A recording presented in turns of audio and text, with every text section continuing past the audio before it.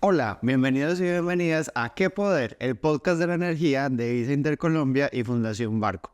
Así como los cables conducen la energía, yo estaré conduciendo este viaje por el maravilloso mundo de la energía, ese en el que viven Eloisa La Torre y sus amigos. Les recuerdo que ¿Qué Poder?, el podcast de la energía, es un viaje donde exploramos la relación entre dos términos, energía y educación. Buscamos de manera sencilla, práctica y conversada facilitar la comprensión y promover la apropiación social del conocimiento en relación al mundo de la energía. En este viaje nos encontramos con Francisco Javier Ramírez Cano, él es ingeniero eléctrico, y estaremos abordando una pregunta poderosa: ¿qué cuidados hay que tener con la energía en la casa? Así que sin más, empecemos. Contanos un poquito quién sos vos, qué haces en tu día a día y qué te da energía para hacer lo que haces.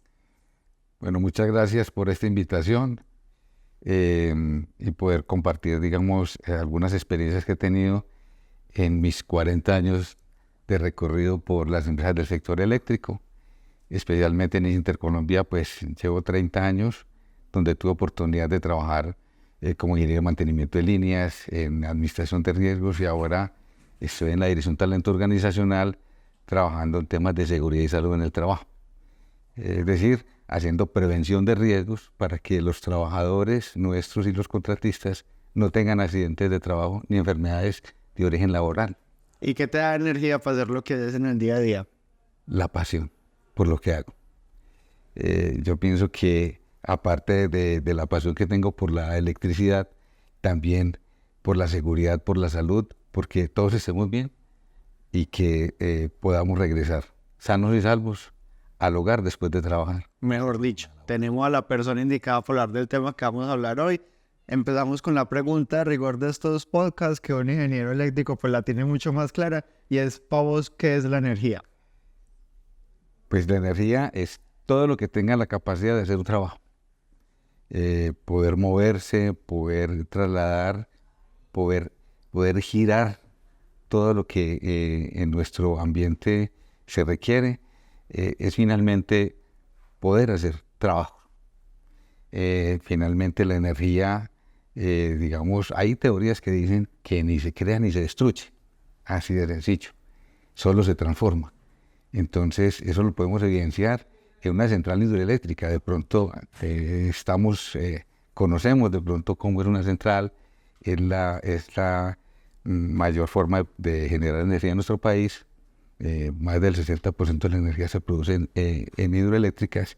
Entonces ahí podemos ver cómo se transforma la energía fácilmente, de energía potencial que está en una represa, luego el agua pasa por unos tubos de conducción y entonces genera o se transforma en energía de movimiento, luego llega a una turbina y genera un movimiento circular de energía mecánica, y luego ya en el generador se transforma en energía eléctrica, y es de donde ahí sacamos la energía para todos los hogares del país. Todo un viaje el de la energía.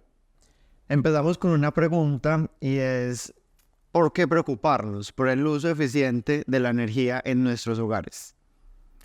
Hay que tener en cuenta que la energía no es infinita, o sea, siempre tendrá que recurrirse a mantener siempre las fuentes de energía estables y duraderas. Entonces siempre nosotros debemos tener ese uso eficiente, o sea, es decir, hacer con la energía que tenemos muchas más cosas, y racional en el sentido de que utilizarla para lo que realmente lo necesitamos, no desperdiciarla de ninguna manera.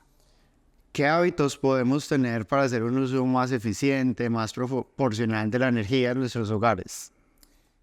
Son temas inclusive sencillos.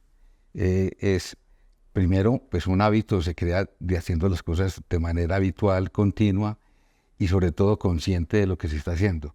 A veces cuando hacemos las cosas sin conciencia nos perdemos en el tiempo. Cuando somos conscientes que realmente debemos cuidar los recursos energéticos, cuidar y hacer buen uso de la energía, entonces nosotros ya vamos a tener la primera luz, y es entender de que es importante hacerlo.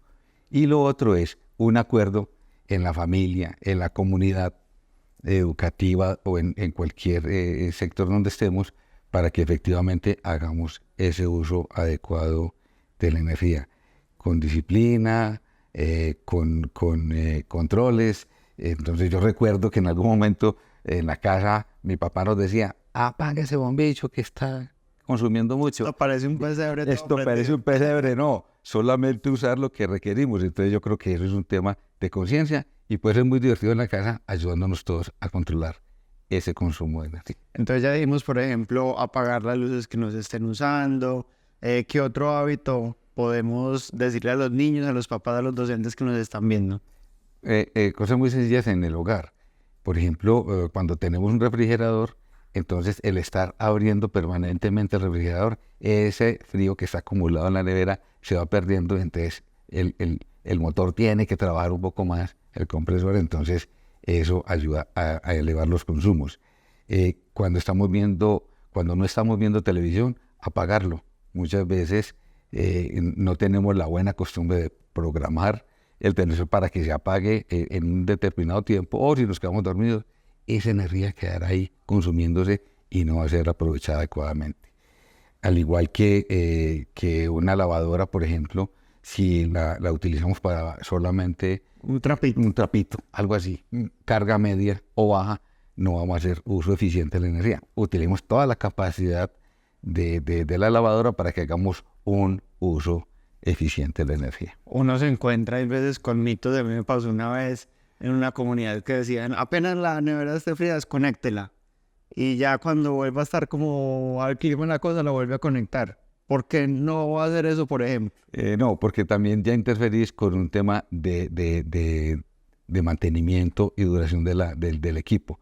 O sea, un equipo como un refrigerador debe permanecer conectado a la energía para que él tenga su propio ciclo de refrigeración. O sea, él en un momento dado comprime el gas, hace el trabajo que tiene que hacer. O sea, la energía trabaja transformando en refrigeración y ese frío se conserva ahí hasta que ya sea utilizado o la temperatura se regule.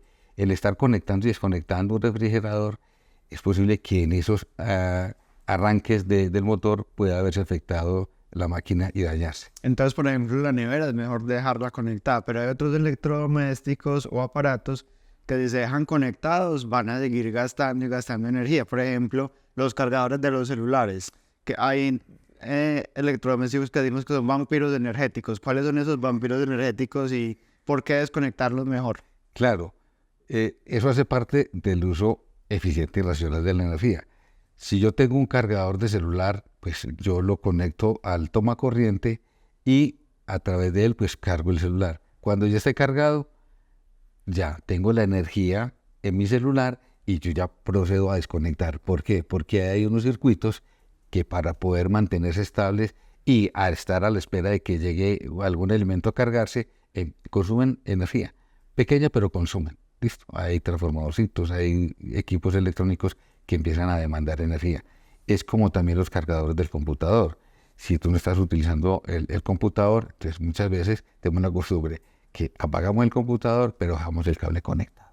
Entonces eso empieza a generar consumos que a veces aparentemente son imperceptibles, pero sí se da cuenta en las cuentas de servicio y obviamente en que no hacemos uso consciente de la energía. Entonces, ahorrar plática haciendo uso efectivo de la energía y también aprovechar bien el recurso. Así es. Ahora estamos hablando de la tecnología también como un elemento que nos ayuda a hacer un uso más eficiente de la energía y hablamos, por ejemplo, de las bombillas LED. Porque este tipo de tecnología es mejor y si uno tiene la capacidad, ¿por qué mejor comprar estos dispositivos que, por ejemplo, los bombillos que producían calor, los bombillos amarillos? Sí, correcto. Digamos, anteriormente teníamos la evolución de la tecnología de los equipos eléctricos, pues ha ido en desarrollo. Entonces, anteriormente, pues la forma de generar electricidad, pues fue evolucionando hasta, vamos a concentrar en las bombillas que anteriormente utilizamos, que las bombillas incandescentes. Eran filamentos que al pasar la corriente por allí emitían luz y calor, pero con mucha ineficiencia, casi que era más el calor que se generaba que la luz que emitía. Entonces, sí teníamos solucionado el tema de la iluminación, pero con una ineficiencia muy grande. Ahora, estas tecnologías de LED, que son diodos emisores de luz, simplemente son circuitos digamos, de estado sólido, que en condiciones especiales de polarización emiten luz. Esa luz es percibida, digamos, o es generada por estos circuitos y con una alta eficiencia. Un consumo muy pequeño con una alta eficiencia lumínica. Inclusive llegamos a tener, digamos, algunos ahorros del 75 al 90% de energía, y eso es muy importante, digamos, no solamente para los hogares, para los colegios, para las escuelas donde desarrollamos educación, sino también en el alumbrado público y en muchas ya oficinas en general se está utilizando este tipo de LED por ser mucho más económico y eficiente. La energía cuando se maneja en una casa es una bendición, porque uno poder conectar que la nevera, que la lavadora, que el celular, pero cuando se maneja mal puede ser realmente un dolor de cabeza para las familias. ¿Qué cuidados tener con la energía en la casa para que no se nos produzca un cortocircuito, un incendio? A ver, la energía, como tú lo dices, es perfecta, o sea, es muy buena si sabe utilizar adecuadamente. No utilizar adecuadamente o hacer uso irresponsable de ella puede generar daños muy graves a la salud, inclusive la muerte. O sea, el paso de la energía eléctrica desde el cuerpo es un tema muy delicado, y muchas normas se construyen y demás para que se prevenga a través de una buena instalación, a través de unos equipos certificados, a través de personal especializado que conozca el detalle de cómo se opera y se mantienen las instalaciones eléctricas y los equipos eléctricos para evitar accidentes de todo tipo. Entonces, tener el máximo cuidado con estos elementos es primordial. Cosas elementales y sencillas. Vemos un cable descubierto en el aislamiento que se ve ahí en la parte amarillita, ahí tenemos un riesgo muy alto. Y sobre todo si estamos en zonas húmedas, la corriente eléctrica se va por el camino más fácil, ¿sí?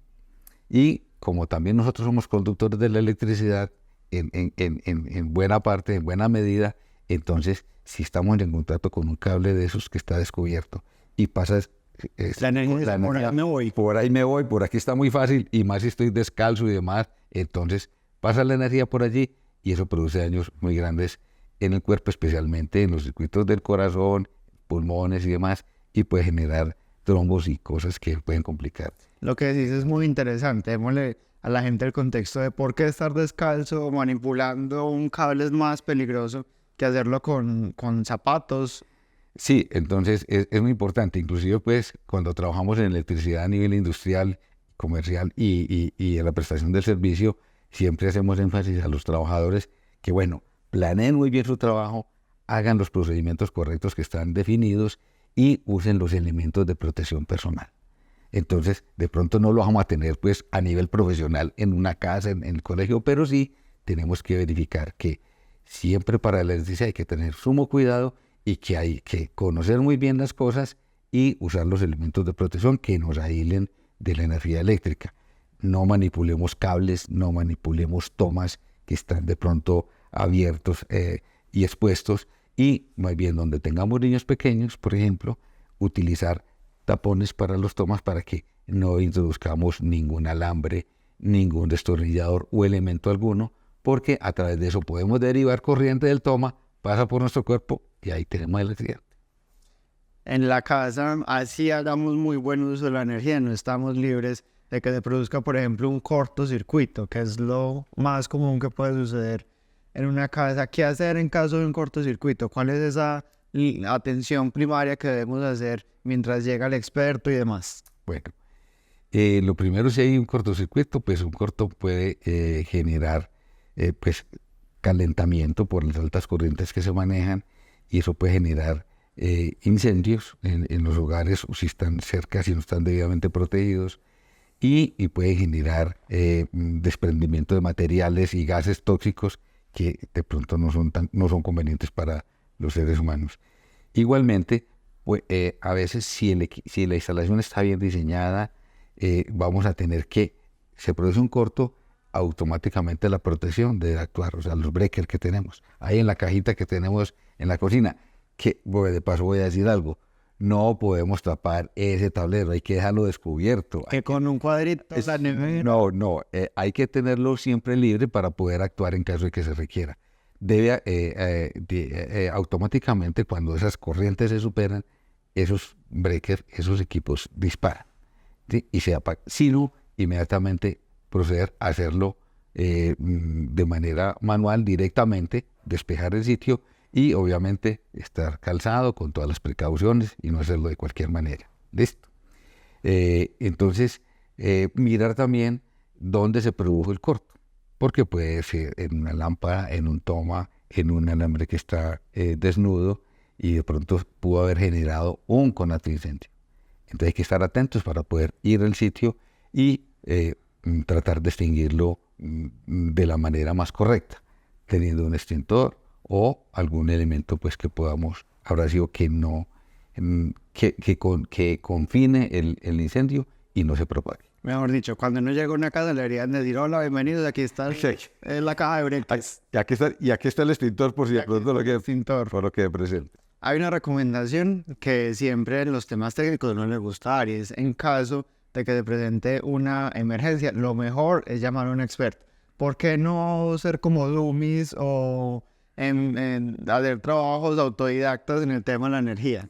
Eso lo hago yo porque está fácil. Sí, no. O sea, y yo creo que en el país tenemos esa mala costumbre, diría yo, de hacer cosas que de pronto no tenemos conocimiento de ellas, porque de pronto tenemos alguna necesidad, pero sobre eso no podemos arriesgar la vida. O sea, pienso que nosotros tenemos que ser conscientes de que la electricidad es de alto riesgo y puede generar estos graves efectos en la salud y posiblemente matarnos pues por el paso de la corriente eléctrica y generar quemaduras y demás.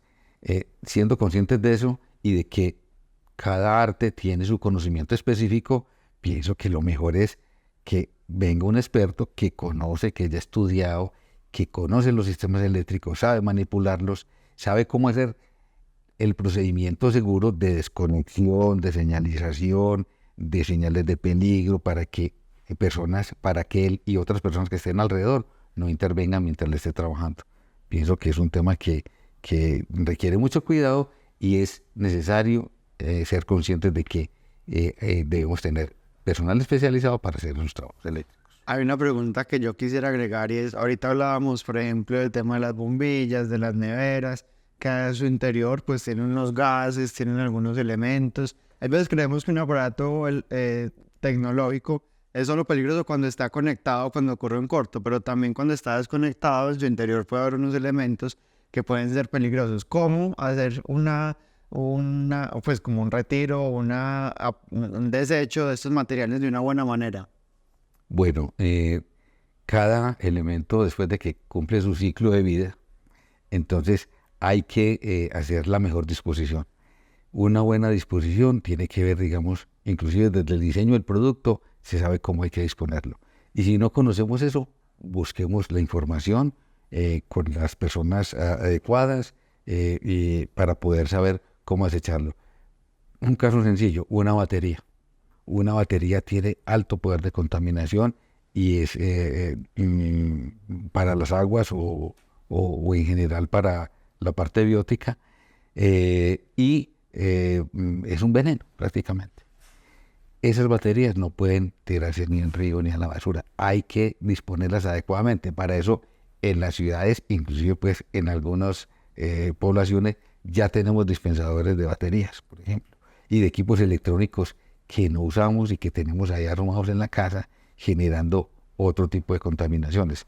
Equipos que no usemos, baterías dañadas, no solamente las pequeñas, sino también baterías de vehículos y demás, deben disponerse adecuadamente y no tirarse ni en las zonas protegidas, ni aguas, ni demás. Ni quemarlas. Ni quemarlas tampoco. No se puede porque genera otro tipo de contaminación mucho más peligrosa. En este podcast siempre le dejamos un reto a la audiencia que nos escucha. Qué rico sería que le pusieras un reto al docente, al padre de familia, al estudiante, como algo que haga esta semana para que sea más consciente del uso de la energía y los cuidados que hay que tener con ella en la casa. Bueno, yo los invito a que en familia conversen. A ver, bueno, ¿de qué manera vamos a mirar, vamos a bajar la energía que estamos consumiendo en este momento? en este momento estamos consumiendo tantos kilovatios de energía que aparece pues en las facturas. Entonces, bueno, vamos a poner el reto de bajar la energía. A ver, y cada uno de nosotros, o cada uno de ustedes en sus hogares, ponerse de acuerdo de qué manera aportar, hacer la planificación correcta para poder lograr esa eficiencia energética. Y en el colegio también yo invitaría a invitar a un experto y que vayan y miren la escuela, que inspeccionen a ver los cables, cómo así, no hemos visto eso nunca, dónde están los tomas, qué pasó, esto sí está adecuado o no. Entonces, buscar con las mismas empresas de distribución de energía y personal especializado, ir a hacer la inspección y revisar qué cosas hay dañadas y repararlas de inmediato, porque lo mejor es la prevención. O sea, no esperar que haya un accidente, sino vamos a prevenir que no pasen esas cosas. Y a todos nosotros que veamos una situación de riesgo, una condición peligrosa o una situación o un comportamiento inseguro, porque a veces podemos cometer comportamientos inseguros, de tocar cosas que no se pueden tocar. No, alertar sobre eso e informar para que entre todos nos cuidemos. Un reto. En una palabra, ¿con qué emoción salís después de esta conversación? Pues muy agradecido y muy contento de la oportunidad que me han dado para poder compartir algunas experiencias de lo que yo puedo vivir. Me ha tocado investigar accidentes de trabajo grandes con electricidad y demás, y yo lo que desearía siempre es que ni los trabajadores nuestros, ni los contratistas, ni cualquier persona de la comunidad tenga ningún accidente con la electricidad. O sea, yo creo que es un reto para todas las empresas del sector eléctrico, para todos nosotros, para cuidar siempre las personas y que no haya ningún accidente derivado de algo tan importante para nosotros en la vida como es la electricidad. O sea, y me voy con el tema es que disfrutemos y celebremos la energía. Y hagamos un acto de conciencia de que primero la vida, no los ahorros que nos podemos ahorrar, yo no sé qué, porque yo lo hago, no. Primero la vida, contratemos las personas adecuadas para los trabajos eléctricos y hagamos siempre la inspección de cómo están las cosas y solucionemos lo que veamos que no está funcionando bien en esta instalación. Bueno, me gustó mucho lo que decís, el agradecimiento de una emoción que transmite mucha energía, lo decís, gracias a la ciencia podemos disfrutar un montón de cosas, pero también, y muy importante lo que decís, gracias a todas las personas que se animan a asumir estos retos del cuidado y el uso eficiente de la energía, porque lo primordial es el cuidado de la vida. Para seguir emocionándonos y aprendiendo sobre el maravilloso viaje de la energía, puedes escuchar los demás podcasts que hemos creado en Qué Poder, el podcast de la energía. Sigan el rastro a Eloísa Latorre y sus amigos, que tiene un montón de contenidos adicionales para que disfrutemos, apropiemos y conozcamos mejor este mundo de la energía. Nos vemos. Esto es Qué Poder, el podcast de la energía de ISA Intercolombia y Fundación Barco.